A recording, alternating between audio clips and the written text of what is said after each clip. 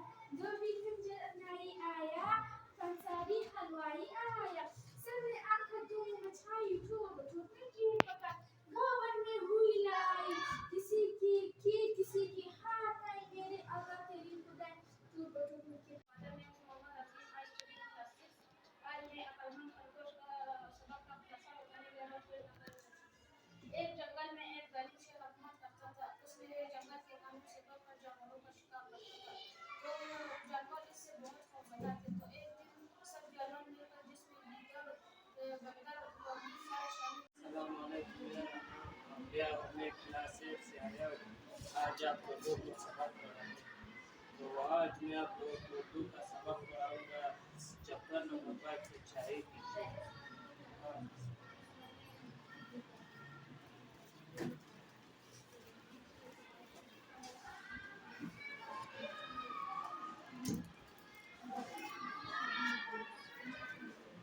یہ سبق جو ہے سچ.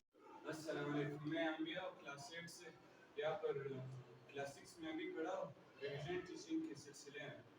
تو میں آج آپ لوگ کو سوشل اسٹڈیز پڑھاؤں گا اور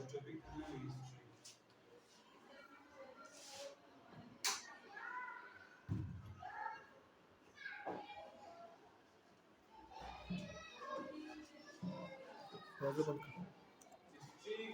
ہسٹری سے ہمیں پتہ چلتا ہے پچھلے لوگوں کی زندگی کے بارے میں. جو پچھلے لوگ ہوتے ہیں ان کے مطلب کپڑوں کے بارے میں, ان کے رہن سہن کے بارے میں, وہ لوگ کیسے کرتے. السلام علیکم.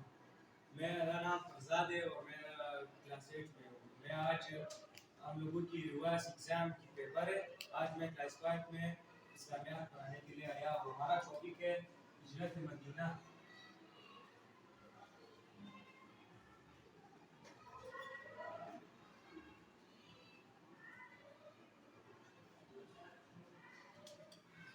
ہجرت کی لغوی معنی ہے ایک جگہ سے دوسری جگہ منتقل ہونا, مگر شریعت کی اصطلاح میں اللہ کی راہ میں ایک جگہ سے دوسری جگہ منتقل ہونے کو ہجرت کہتے ہیں.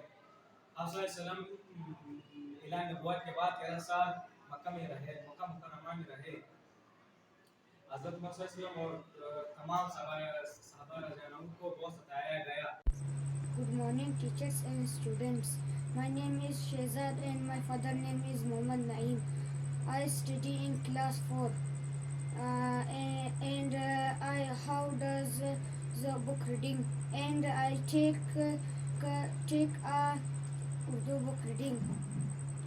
and यादगार. My subject name is यादगार इमारतें. आज मैं बहुत खुश हूँ. उस्ताद मुहतरम ने आज बच्चों को पाकिस्तान के तारीख़ी मकामात के बारे में एक दिलचस्पी और मालूमाती दस्तावेज़ी फ़िल्म दिखाई. क्या शानदार फ़िल्म थी. यूँ लगा जैसे हम लाहौर में बैठे बैठे इन इलाकों की सैर कर रहे हैं. सबसे पहले एक इमारत का खूबसूरत मंजर दिखाया गया.